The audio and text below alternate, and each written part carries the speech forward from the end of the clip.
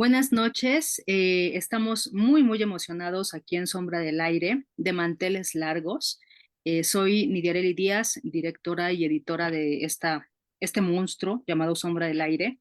Y pues el día de hoy nos convoca la presentación del libro Pulso Herido en el Museo de la Natural Historia de José Cerrato.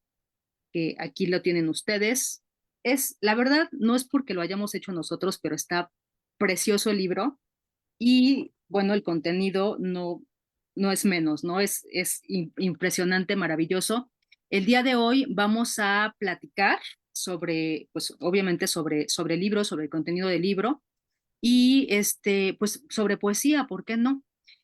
Pulso herido en el Museo de la Natural Historia es un poema de largo aliento en tres cantos que revisa atinadamente mediante la metáfora y la imagen poética los efectos del ser humano sobre su mundo y su lugar dentro de este, así como la devastación de su propia especie. ¿No? Bueno, eso como en muy grandes rasgos, obviamente vamos a profundizar muchísimo en esto. El libro lo he editado yo, Nidia Díaz, y es de José Cerrato y está prologado por nuestro querido Lázaro Tello. Pero bueno, se los presento para que vayamos por partes.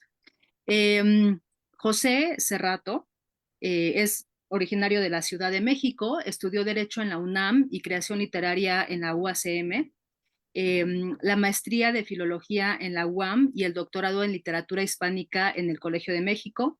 Trabaja como asesor jurídico de organizaciones defensoras de derechos humanos y como profesor en la UACM y en la UNAM. Es becario del FONCA, fue becario del FONCA en 2013 en el área de poesía. Recibió en España el primer premio de poesía marina alta, Poetes por la Cultura, en 2020, el primer premio del concurso 45 de la revista Punto de Partida y el segundo lugar en el premio Vigencia del 68 en 2018. Este, a grandes rasgos, es José Cerrato. Por otro lado, Lázaro Tello es licenciado en Creación Literaria por la UACM, ha publicado ensayo, crítica literaria, poesía y entrevista en diversas revistas nacionales. Ha sido profesor de asignatura del programa de integración de la UACM y actualmente cursa el doctorado en literatura hispánica en el Colegio de México. Estudia pues la poesía del poeta Eduardo Chirinos.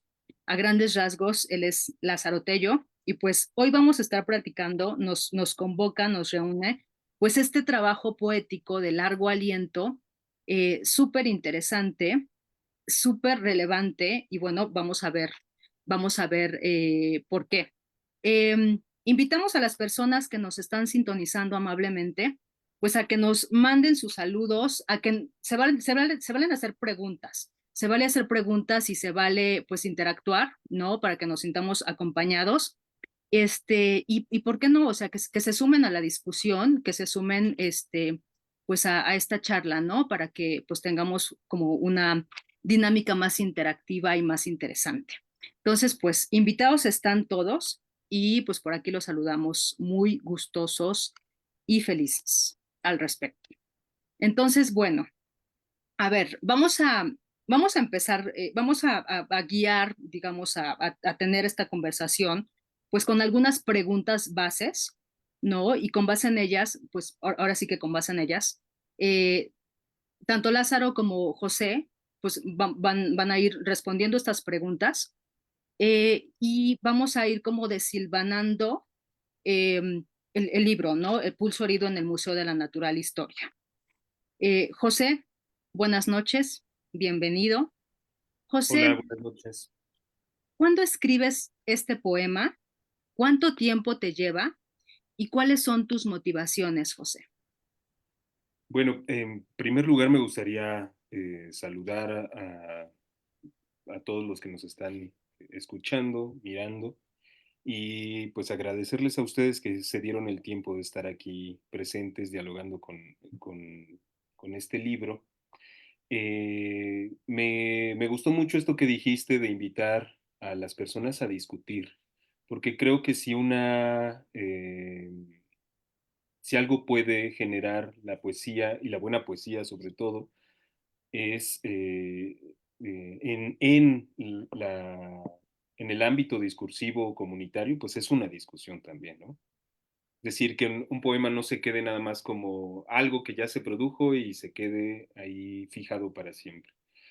Pues mira, la historia de este libro, pues realmente lo escribí la mayor parte durante el año 2020 del 2020 al 2022. Todavía no estábamos eh, liberados de la pandemia cuando comencé a escribirlo. Y lo terminé por ahí del 2022 y pues ahí se quedó.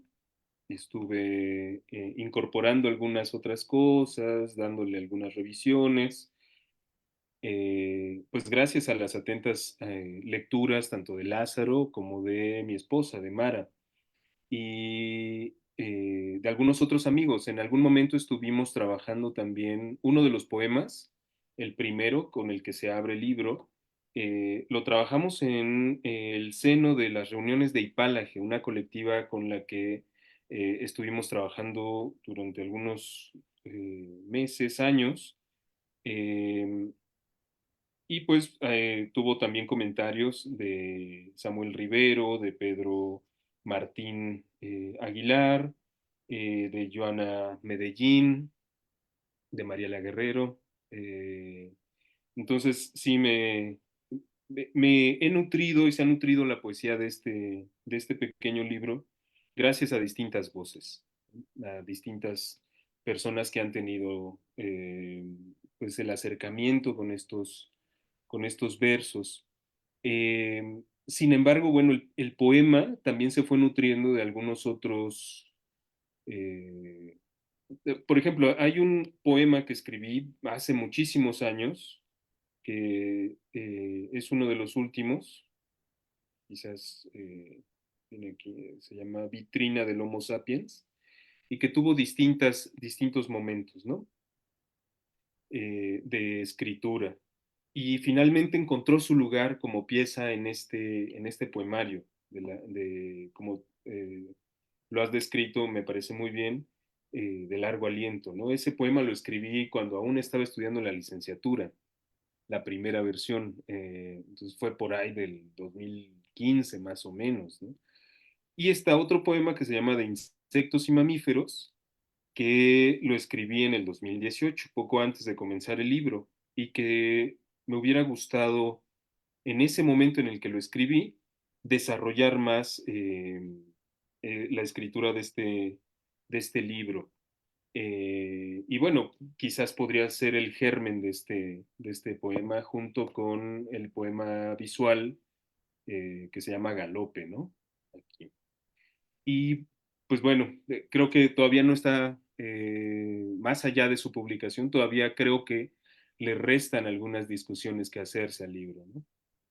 Sí, podría decir eso en primer momento. Ya, pero a ver, faltó una cosa muy importante, que son tus motivaciones. Ya, claro. Sí, pues mira, para este libro pues confluyeron varias cosas. Mi motivación principal en la poesía pues es la palabra misma, el lenguaje. Pero creo que también se está entrecruzando, pues, en todo momento la naturaleza humana, la dignidad humana, porque en el lenguaje también estriban todas estas necesidades expresivas, cuando se sale de la humanidad, cuando llegamos a esa frontera donde nos miramos como bestias, como eh, elementos que forman parte de la naturaleza amplia, eh, pues es donde el lenguaje también tendría su lugar, también tendría que buscarse en ese plano de, de pues de expansión porosa, digamos. Y por otro lado, también estaba pensando mucho en esta idea del museo como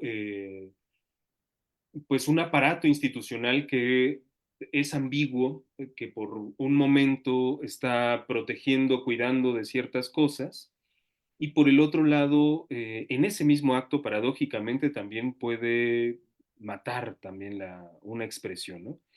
Y cuando pienso en un museo relacionado con la poesía, pues es precisamente donde se fija la palabra, donde se deja de mover, donde deja de seguir viva la palabra.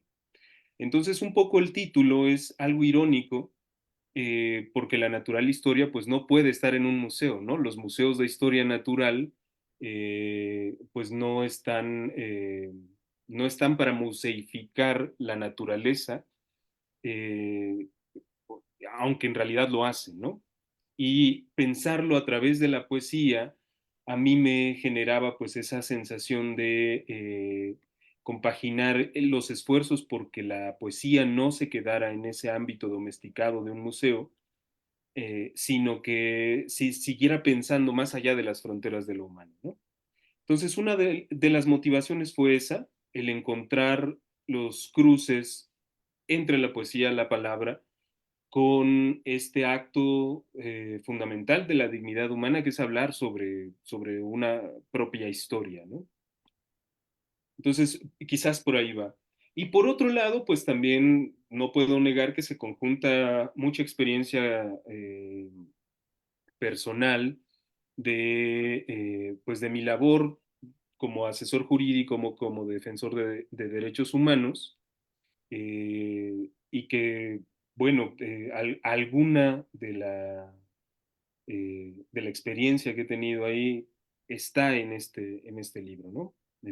Ha pasado, digamos, ha trasudado la experiencia para convertirse en este libro o en parte de este libro que pues ya tendría que volverse una experienciación, ¿no? De un museo, de caminar por un museo, ¿no?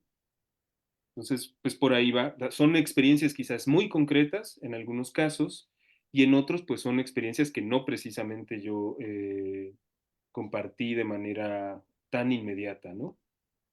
Pero sí, es mi paso por ahí también. Ya, qué maravilla, José. Claro, las experiencias personales siempre se decantan en el poeta, ¿no? En la poesía del poeta. Eh, Gracias, José, por esta primera aproximación. Lázaro, bienvenido, buenas noches. Lázaro, cuando lees por primera vez el poema, eh, ¿cuáles son tus primeras impresiones del mismo? Platícanos. Entiendo también que llevas, o sea, digo, que lo conoces un poco desde el germen, ¿no? Entonces, cuéntanos esta complicidad. Bueno, creo que para hablar de la primera vez que leo el poema es como también ver la formación que hemos tenido como, pues como estudiantes de creación literaria, el paso por la universidad. Em, Pienso, por ejemplo, en el papel de las traducciones en la formación de los jóvenes escritores. Eh, Uno de los primeros libros que leímos con Pepe fue esta antología que edita hasta la fecha la Universidad Autónoma de Nuevo León, que se llama El Oro de los Tigres. Y ahí uno de los primeros poemas que conocimos fue, bueno, la antología que se llama la antología de las cosas luminosas. Es un que está en PDF por si que alguien lo quiere bajar. Yo siempre lo comparto, porque ahí hay ahí una de las discusiones que tuvimos como cuando estábamos, lo digo, formándonos, era qué era la epifanía, ¿no? Entonces, lo definimos como, pues como ese fulgor el fulgor de la luciérnaga, o lo definimos como la cerilla en una habitación oscura que se encendía, iluminaba una mano o iluminaba un rostro, ¿no? Entonces, hay poemas o tipos, algunas de las escrituras del libro estaban, entonces cuando yo leí el manuscrito, digamos, el compuscrito, mecanuscrito, como lo quieran llamar, el original, ¿no? Pues reconocí esas lecturas, ¿no? Está un poema que habla sobre el taxidermista y uno de los poemas de ese libro, del libro, la antología de Cosas Luminosas, también hay un taxidermista. Entonces, eh, yo empezaría como, ¿qué fue lo que reconocí? La formación de estas inquietudes que se acomodaron pues, para este libro, ¿no? Eso es lo primero que se me viene a la mente. Eh, y bueno, también los grandes temas, ¿no?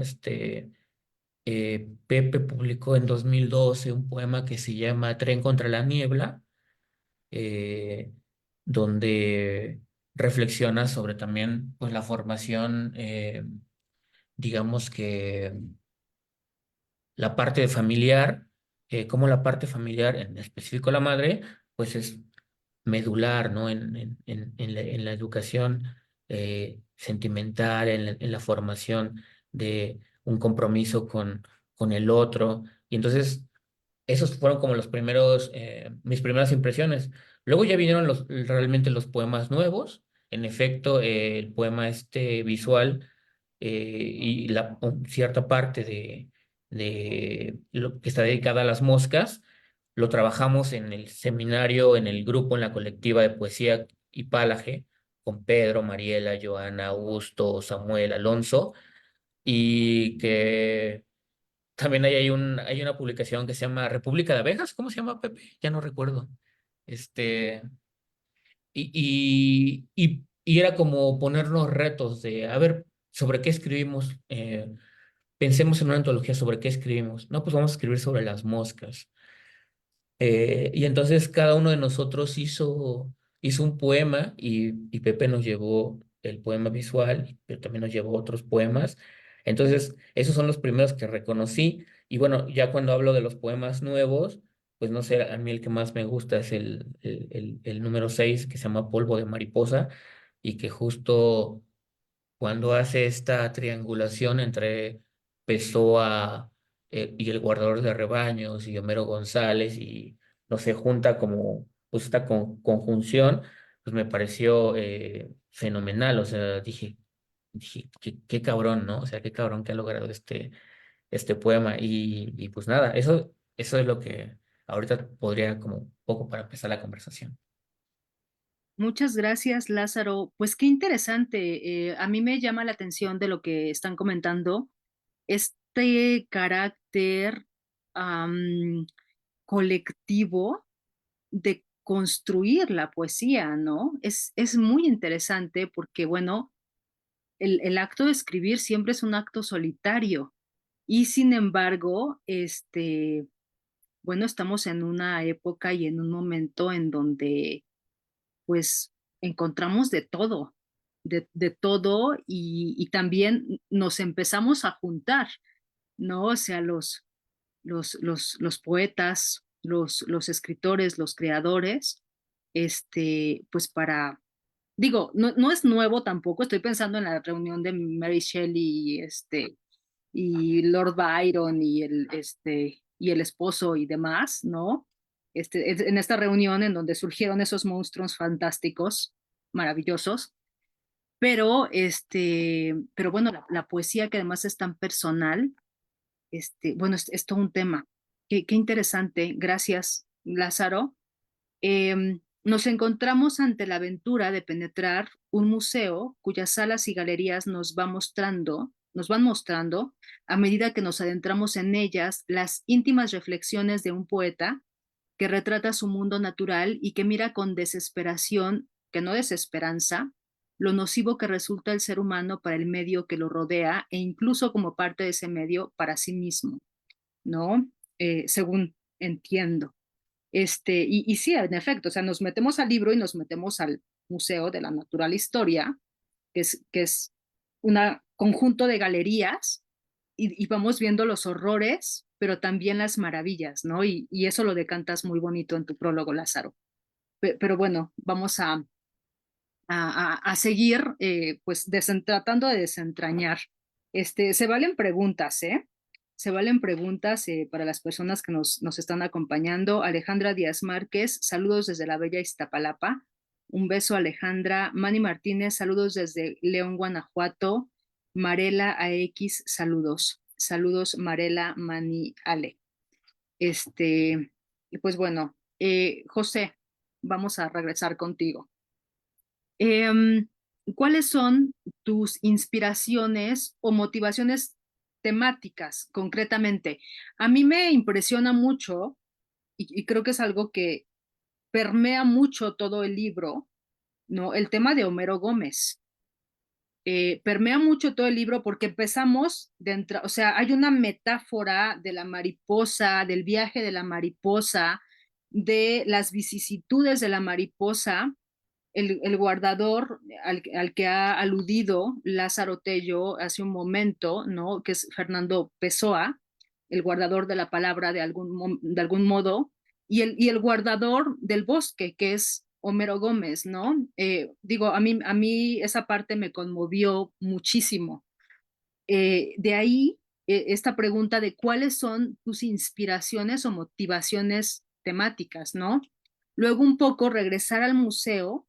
¿Por qué el Museo de la Natural Historia? Bueno, creo que eso ya un poco lo abordaste, pero si quieres profundizar un poco más y a platicarnos de Homero Gómez y de lo que viene temáticamente en el libro, adelante.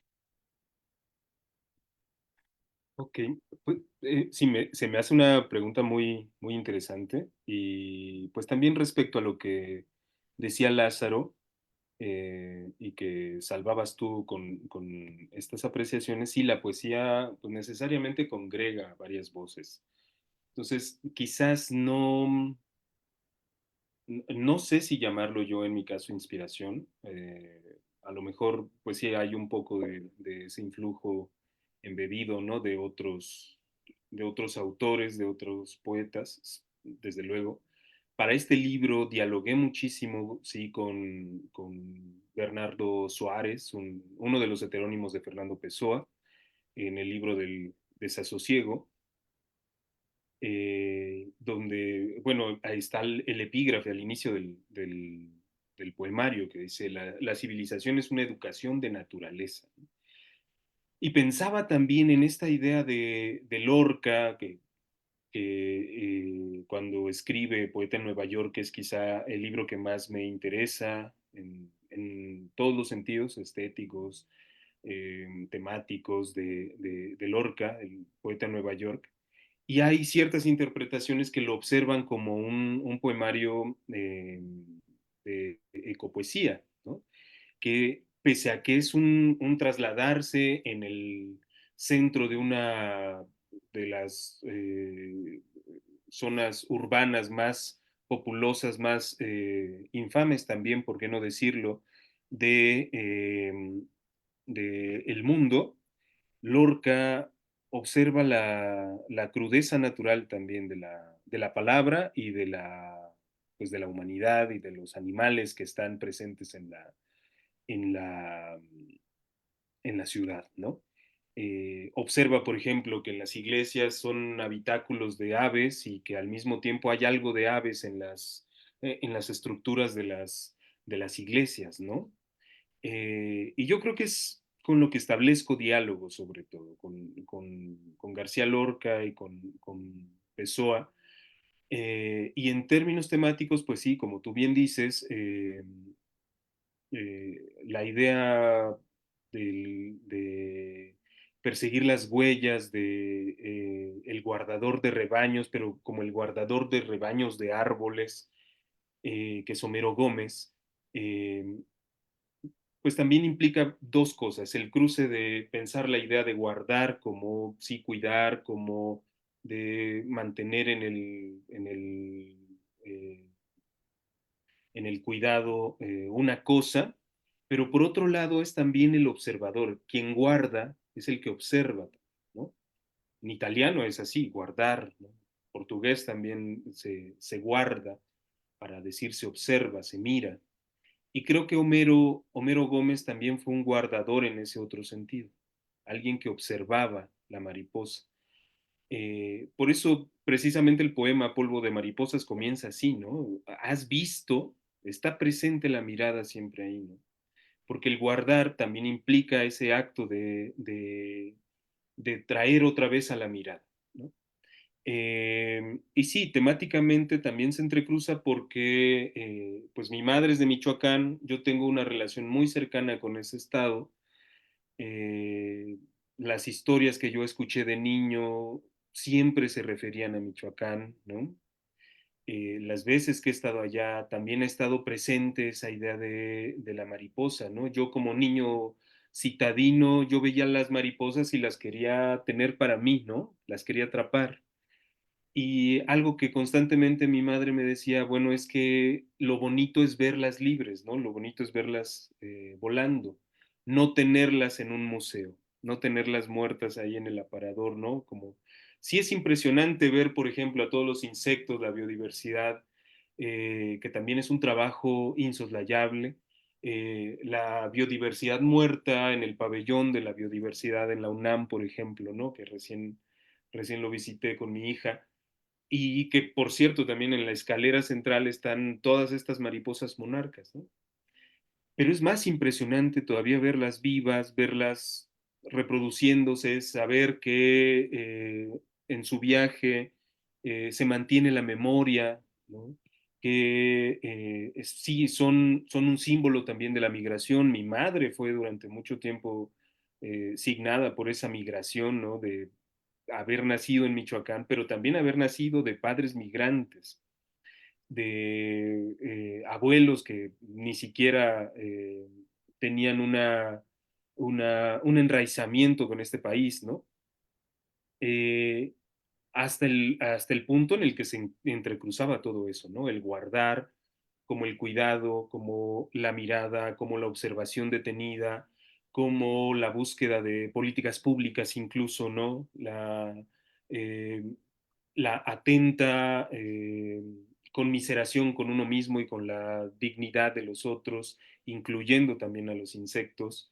Yo creo que todo se conjuga ahí. Y ese diálogo, desde luego, ¿no? Con estos poetas que para mí son muy caros y que desde luego pues también ha habido una tradición de mirar los museos, ¿no? De mirar los museos más allá de sus fronteras. Pienso, por ejemplo, en Guillermo Carnero, que es uno de los poetas con quien también dialogo en este libro, que también hace su poema que se llama Museo de la Natural Historia, o de la Historia Natural más bien.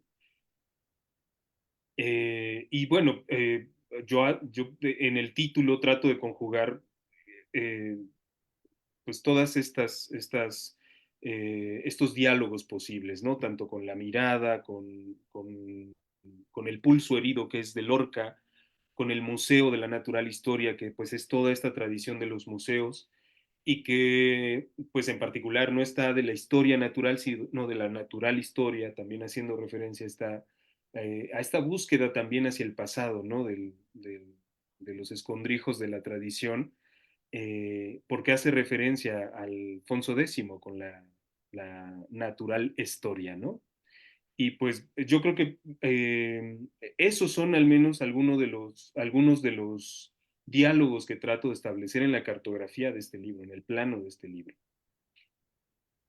Me parece muy interesante, José, permíteme que lo señale, que vamos, el libro es una antítesis como museo, ¿no? Que se queda fijo, en donde quedan las cosas fijas, de la tesis del libro, o sea, básicamente, ¿no?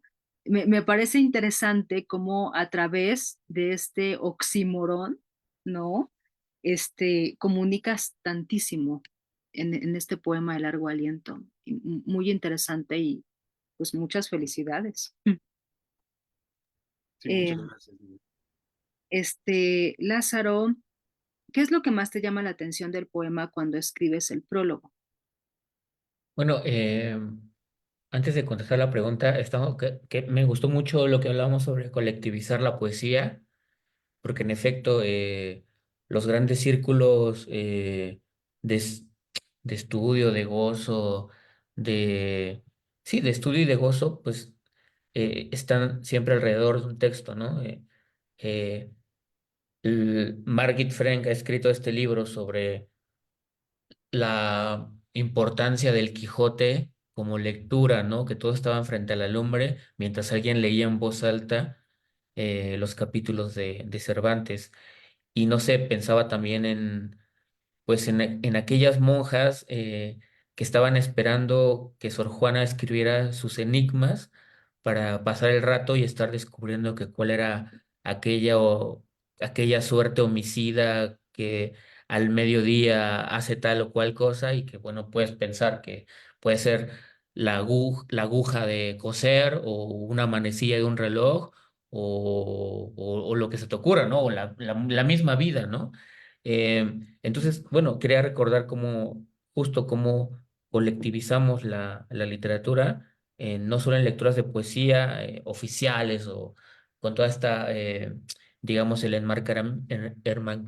enmarcamiento institucional o de festival de poesía, pero también la lectura entre pares, vamos a tallerear el poema y ahí también estamos colectivizando y decir como quizá, me recuerda tal poema, me recuerda tal poema, porque entonces si hacemos una genealogía de los museos, en efecto, hay muchísimos poemas que hablan sobre el museo. Borges tiene una parte en El Hacedor que se llama Museo y en la que los poetas, pues puede ser un poeta árabe o puede ser un poeta persa o un poeta chino. Recuerdo mucho un poema de David Huerta sobre el museo, qué le gustaría ver en un museo y dice, me gustaría ver el pentagrama de la música que cantaban las sirenas, ¿no? Entonces, es como justo y ya un poco para contestar la pregunta, que fue lo que me llamó atención del libro cuando pensé en el prólogo, pues era eso, el recorrido visual, autocrítico de el poema como este habitáculo en el que vas pasando por diversas galerías y te encuentras como, como esta exposición que está ahorita en el Museo Jumex de Damien Hirst, pues te puedes encontrar con la parte médica, metódica, minimalista, eh, ascética, pero por otro lado te puedes encontrar con la mordedura del tiburón, ¿no? Y todas estas vértebras que están. Entonces, creo que justo la autoconciencia crítica de una autoexaminación como el poema, como esa galería, ¿no? Yo por eso digo que antes le preguntamos a la piedra o le preguntamos a la hoja, como el poema de Szymborska, pero ahora le preguntamos al poema, ¿no? El poema es ese espacio que se abre como un museo con el que nos muestra las diferentes galerías de todo lo humano, ¿no? ¿Y qué es lo humano? Pues desde la bondad hasta la barbarie, ¿no? O sea, cuando alguien dice, es que eso no es humano, es perfectamente humano, es parte de nuestra naturaleza, ni modo, ¿no? Gracias, Lázaro. Pues más que humano, ¿no? Y entre más cruel, más humano también, ¿no? Un poco algo que deja ver el poema es la plaga que somos de nosotros mismos. Y ahí la reflexión es muy fuerte y muy profunda, ¿no? Invariablemente. Voy a leer un par de comentarios que tenemos, y pues los invitamos a, pues, a hacer preguntas también o a comentar la experiencia poética, ¿no? Jezreel Fuentes, saludos y felicidades por la publicación Desde acá la tierra castigada por el buen Tlaloc. Un abrazo, Jezreel. Alexander Tadeus, saludos, saludos, Alexander. Am, y bueno, en este poema de largo aliento, la mosca, arzobispa de la carne putrefacta desde los tiempos del Cretácico, y estoy citando, se convierte en autora de su propio zumbido como una pieza creativa, se convierte en un ente activo que afecta al mundo de manera positiva, mientras el poeta coloca su oído y su ojo aguzado sobre su pequeña y efímera existencia, trascendiendo su sintonía musical. De ahí la relevancia que el poeta José Serrato otorga con su mirada sobre estos seres, ¿no? Tan pequeños, tan insignificantes, entre comillas, y al mismo tiempo tan relevantes bajo la mirada del poeta. Em, José, voy a regresar contigo. Ahora cuéntame sobre tus referencias o motivaciones formales, José. O sea, el poema de largo aliento no es poca cosa. La verdad es que no todos los poetas se aventuran en la vida al poema de largo aliento por mil cosas, mil implicaciones que tiene, ¿no? Bueno, ¿en qué momento, José, dices, bueno, esto lo voy a hacer un poema largo? Cuéntanos. Pues mira, creo que eh, en realidad está construido este poemario como un conjunto de pequeños momentos poéticos, ¿no? Y creo que sí hay una idea de unidad, una idea de transitar de un lugar a otro. O en algún momento estaba pensando que quizás hay una presencia muy fuerte del espacio. Pienso mucho en el espacio al momento de escribir y creo que no estaba tan perdido, ¿no? También, si recordamos a Aristóteles, lo que nos sugería para eh, hacer un ejercicio mnemotécnico era esta idea de la casa, ¿no? El ejercicio de la casa de la memoria. Y creo que en cierto sentido hay una búsqueda también muy similar al momento de la escritura, no tanto de la reconstrucción del discurso, sino de la escritura, porque es también un acto de recordación, un acto de traer a la memoria otros actos de memoria, ¿no? El recordar cómo fue la impresión que tuve cuando, eh, eh, eh, no sé, las historias que se cruzan aquí, ¿no? Por ejemplo, la vez que me contó mi madre cómo fue cuando llegó a la Ciudad de México, ¿no? Que pues estaba impresionada pues, con la cantidad de gente que había, etcétera. Y yo creo que eso en un poema de largo aliento, al mismo tiempo tensa, rarifica y expresa la memoria, ¿no? Los poemas de largo aliento, como, no sé, pensar en el poema largo, a diferencia de un poema de largo aliento, quizás podría establecerse esas pausas grandes, ¿no? Que se puede hacer en un poema de largo aliento porque necesariamente tiene uno que descansar, levantarse de la silla y volver a pensar la idea del poema, ¿no? Entonces, motivaciones formales un poco fue eh, dejarle la forma, dejar la forma lejos, sino más bien estar tratando de pensar constantemente en esa frontera de los lenguajes, ¿no? Tratar de pensar en esta frontera de lo humano, un poco lo que decía Lázaro hace rato, los momentos permeables donde se comunicaba, ¿no? También esta necesidad, como dice Watanabe, ¿no? De liberar al pájaro como liberarse a uno mismo, ¿no? Como liberar la epifanía también ahí mismo. Entonces creo que en esta idea del poema de largo aliento, que bueno, tú eres experta también en eso, eh, es tratar de pensar en distintos momentos y con distintas certidumbres o incertidumbres lo que te convoca a la poesía, ¿no? Y sobre el mismo tema quizás, es volverse un poco un obsesivo en este momento, es trabajar una idea, retrabajarla, buscar lo que uno realmente quiere estar diciendo y decirlo de una manera, si no precisa, al menos sí que sea satisfactoria con lo que estás escribiendo, ¿no? Yo creo que este poema, y me refiero a todo el libro, pues va a tener momentos de claroscuros también. Hay momentos donde pues definitivamente no sé qué pasó en la escritura y otros momentos de luminosidad enorme, ¿no? Eh, a propósito de lo que decía hace unos momentos Lázaro sobre la epifanía, quizás era una de las principales búsquedas que yo tenía cuando comenzaba a escribir hace unos años. Y ahora creo que en este libro traté de si no alejarme, también ponerme a dialogar con otras maneras de pensar la poesía y era precisamente tratar de tensar ese hilo del lenguaje, ¿no?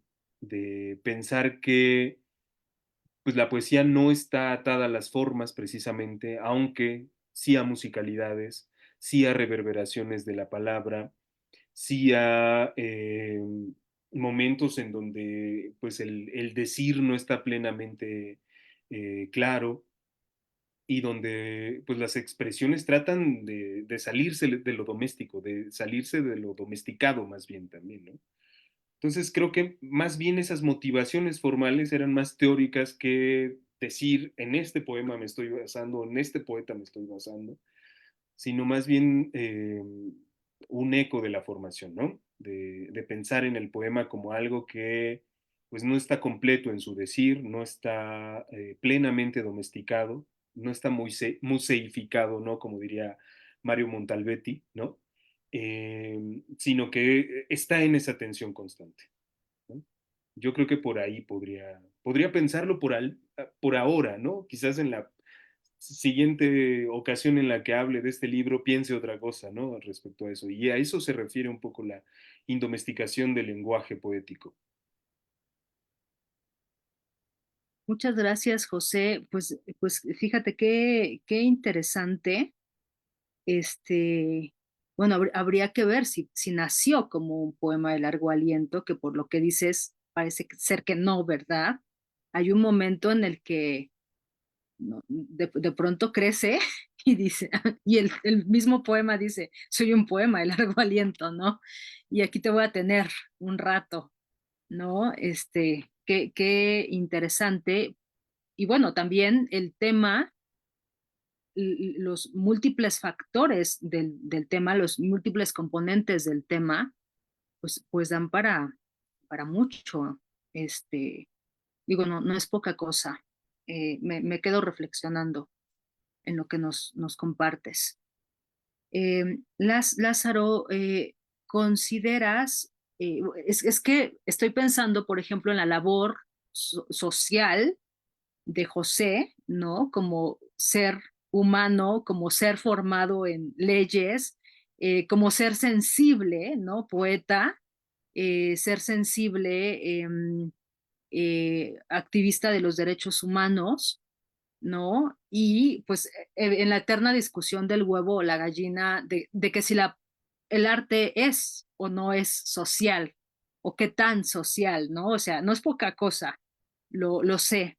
Pero tú qué piensas, Lázaro? ¿Consideras que este poema tiene relevancias sociales? ¿Por qué sí, si es que sí, o por qué no? ¿Y cuáles serían esas relevancias sociales si es que las tiene? Sí, la discusión de si el arte tiene que tener una tesis o no, ¿no? Si tiene que comunicar o no comunicar, la eterna discusión. Yo a lo que he llegado a, como un poco a pensar este, esta discusión, me gusta mucho la palabra narrativa en el sentido de que lo humano tiene tantas formas de ser contadas que podemos utilizar el cine, podemos utilizar el cuento, la novela, el poema, las matemáticas, ¿no? La ciencia, etcétera. Entonces, tiene una relevancia social o es relevante socialmente en tanto está dentro de su narrativa, está construyendo dentro de su narrativa. Claro que tiene una relevancia social. Si lo ponemos en plano con las discusiones de los poemas de largo aliento, en efecto, ¿no? Vamos a hablar sobre Max Rojas, de cómo se peleaba con la coma cuando escribía Cuerpos, ¿no? Decía es que la maldita coma no me dejaba poner un punto, ¿no? Podemos pensar en David Huerta, el maestro, formando pliegos de papel en una máquina de escribir digitando incurable, ¿no?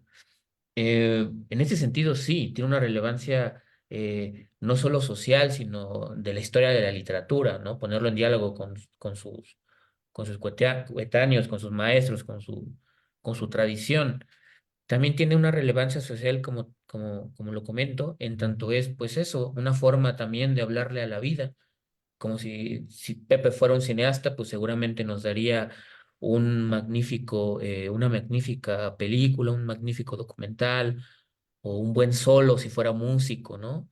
Pero le tocó ser poeta, le tocó trabajar con esto que lo usamos todos, el lenguaje cotidiano, el lenguaje de la comunicación, que le podemos dar su uso instrumental de comunicación o esa otra comunicación que nos da la poesía, ¿no?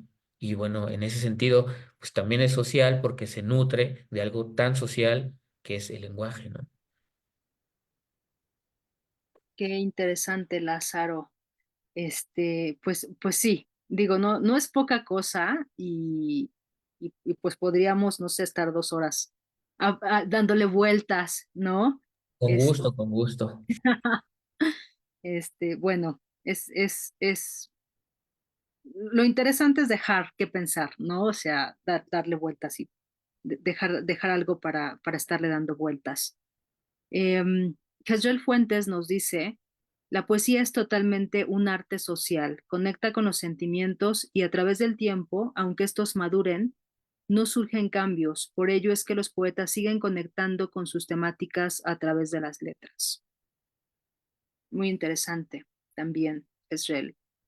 Este, bueno, la literatura, el arte, la pintura en general, ¿no? Y bueno, hay quienes reniegan completamente de esa función social, ¿no? Entonces, pues bueno, yo me quedo pensando mucho porque me parece que esta cualidad, ay, es que no sé ni siquiera si de llamarle cualidad, si sea algo intrínseco al poema, digo, yo lo capté de primera instancia, ¿no?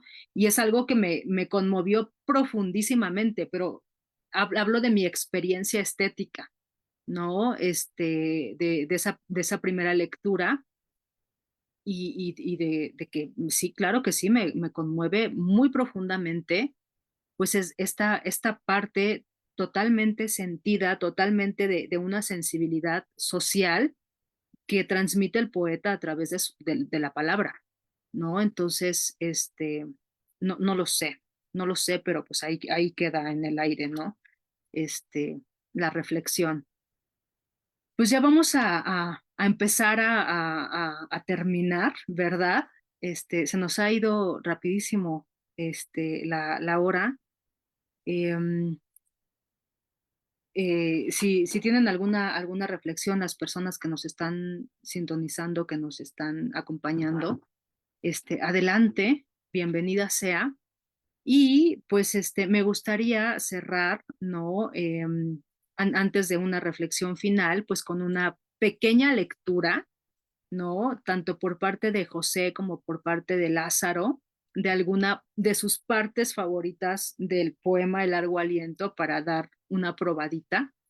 Y y a ver, dale, José, si quieres. Sí, claro. Pues me quedé sin lugar a dudas pensando sobre esto, ¿no? La función social de la poesía, creo que pues ya hay muchas reflexiones vertidas sobre el asunto. Em, yo creo que pues como poetas no estamos restringidos a las temáticas, ¿no? A mí me gusta pensar más allá de las temáticas en la poesía. Eh, Creo que sí es importante hablar de los temas, ¿no? Pero creo que es la parte más superficial a veces que tiene la poesía, ¿no?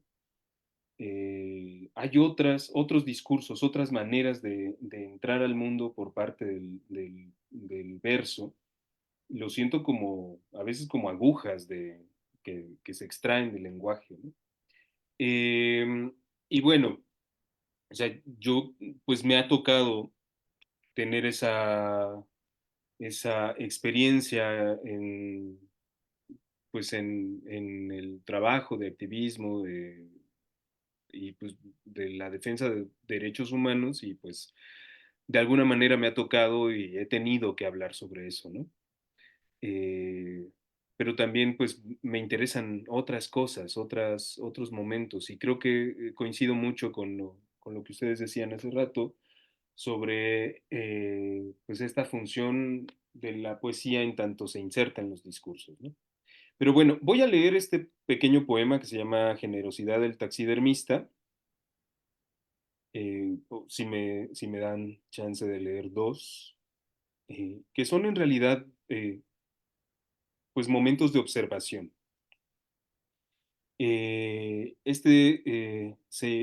Forman parte de esta sala de ornitología donde me dedico a observar las aves y la relación con las aves, ¿no? Se llama Generosidad del taxidermista. Estoy tentado a liberar este pájaro, a devolverle su derecho de morir sobre el viento. Es un epígrafe de José Watanabe, álbum de familia. Y este de Wisława Szymborska, dice, una vez encontró en los arbustos una jaula de palomas, se la llevó y para eso la tiene, para que siga vacía. Construye un poema para los cocodrilos que no usan bolsa de mano. Un poema que puedan escuchar las zorras con el jopo hirsuto y no perdido en los cuellos de los rascacielos.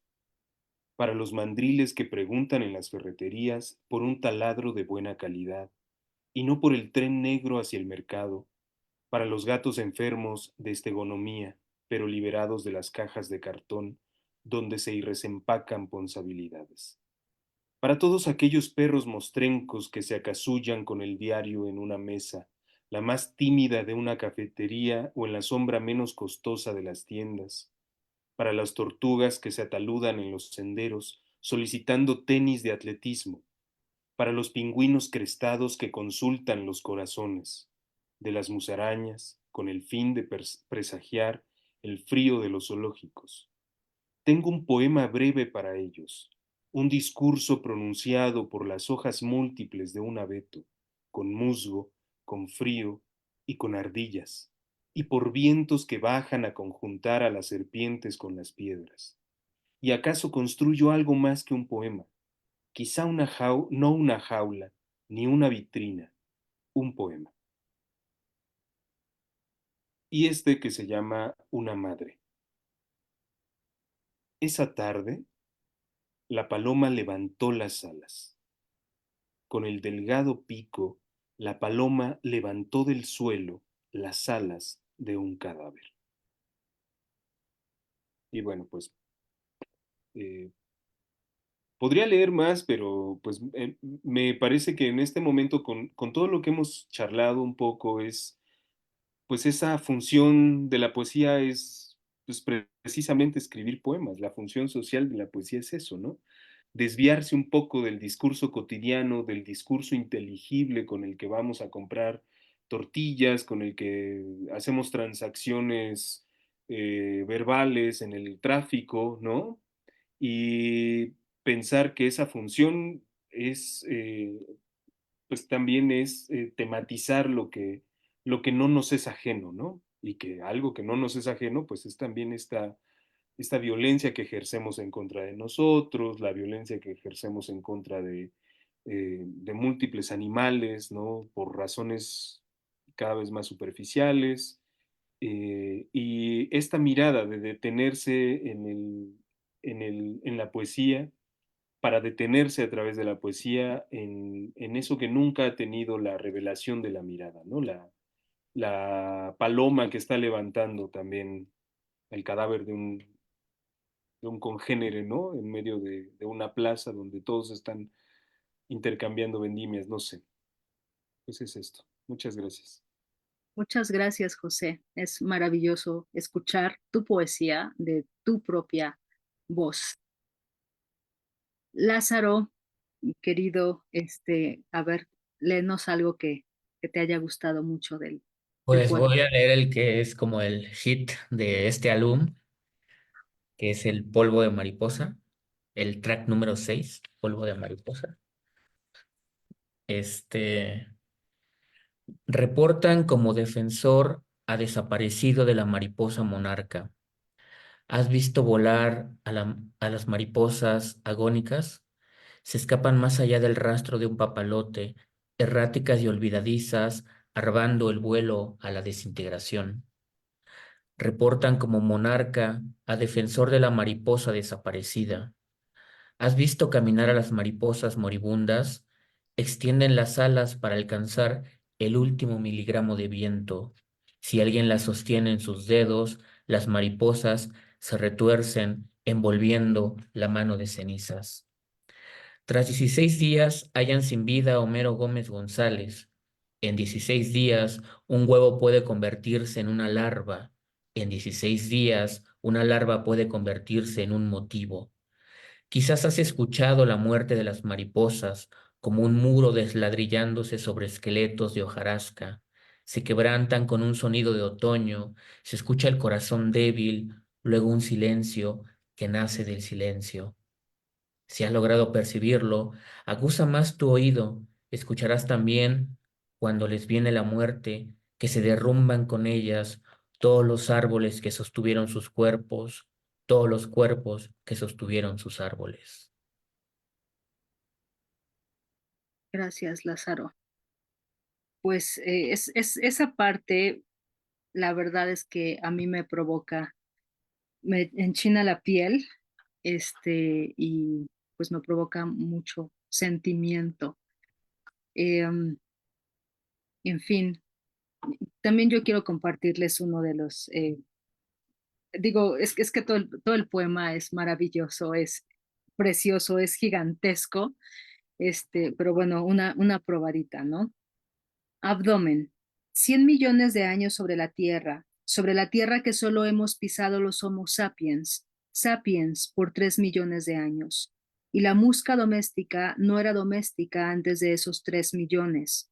La abuela mosca, la venerable mosca testimonial que sabe la respuesta a los dilemas evolutivos. La arzobispa de la carne putrefacta desde los tiempos del Cretácico. Se muere a los 28 días de nacida con una millonaria prole.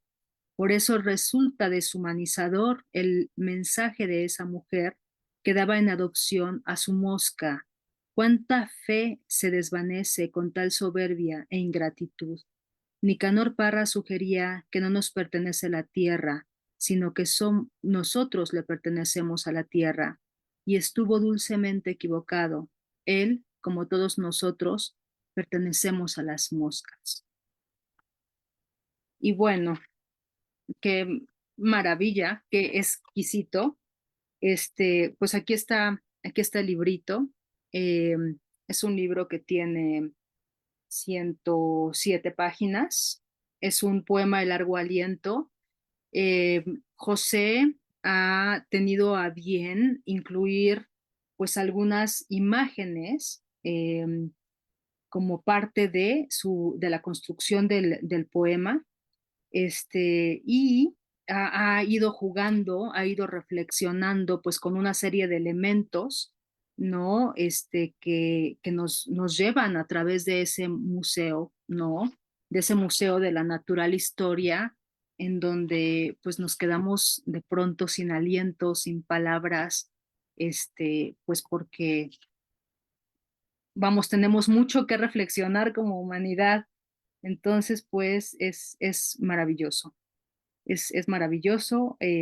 Andrés Saúl Alcántara Salinas nos dice, considero que la poesía y los poetas tienen su valor al plasmar en un tema la idea del autor y lo más bello es que hacen resaltar aspectos en lo que escriben de una manera que envuelven y hacen reflexionar a quienes los leemos de lo maravilloso que es la vida y la naturaleza si ponemos más detalle al ver nuestro mundo. Así como en el ejemplo que dio Nidia sobre la mosca que pudiera parecer un ser repugnante, pero que de ella se pueden ver cosas maravillosas. Felicidades al autor.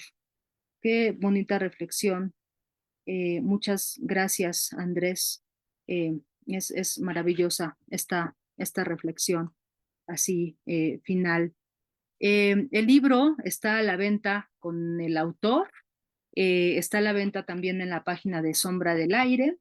Eh, y pues no duden en adquirirlo, no duden en apoyar pues la poesía, ¿no? La poesía que se escribe hoy en día y más si es tan buena y tan maravillosa como esto. Además, bueno, es un librito hecho con mucho, mucho amor, ¿no?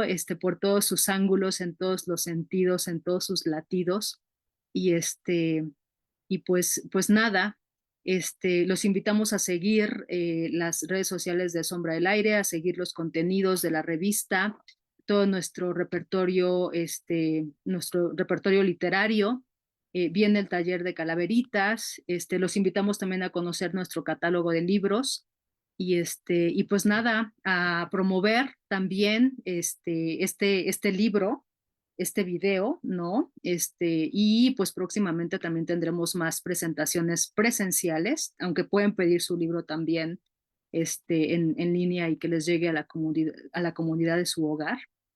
Tendremos también presentaciones presenciales y pues ahí también los estaremos esperando. Muchas gracias a quienes nos han acompañado esta noche y nada, algo con que quieras concluir, Lázaro.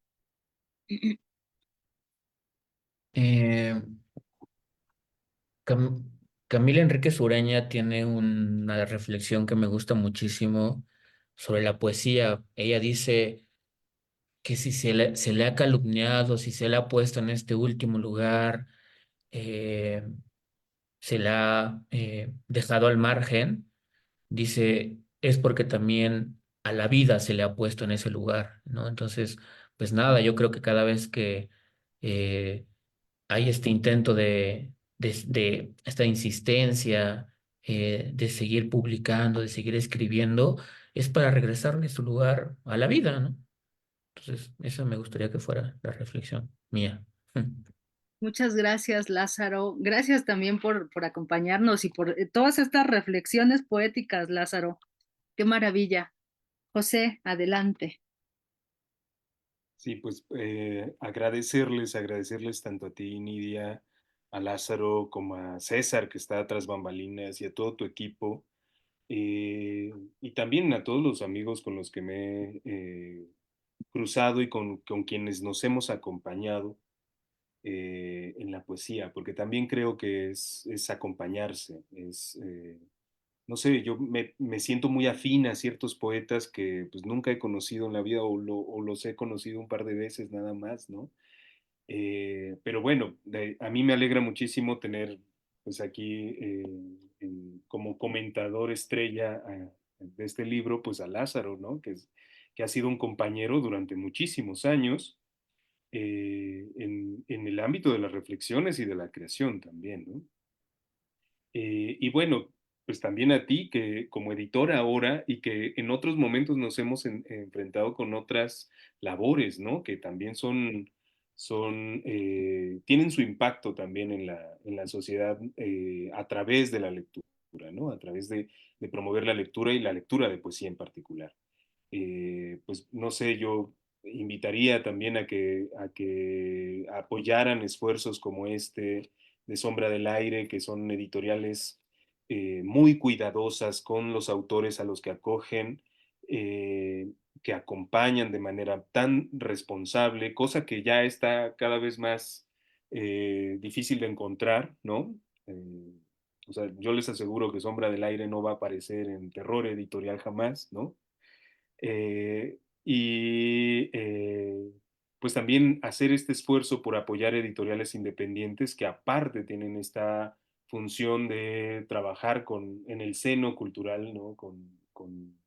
Pensando la cultura de otras maneras, pensando la cultura desde otros frentes, desde los márgenes, desde la periferia también, ¿no?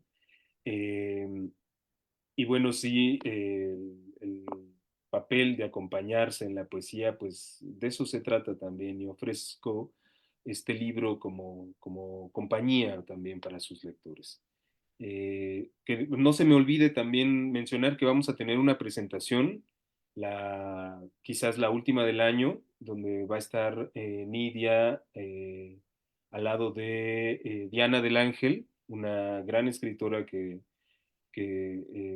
interrelaciona la literatura con ese lenguaje que va más allá de la literatura, más allá de lo literario. Y vamos a tener una presentación el 14 de noviembre a las 6 de la tarde en el Centro Cultural Elena Garro.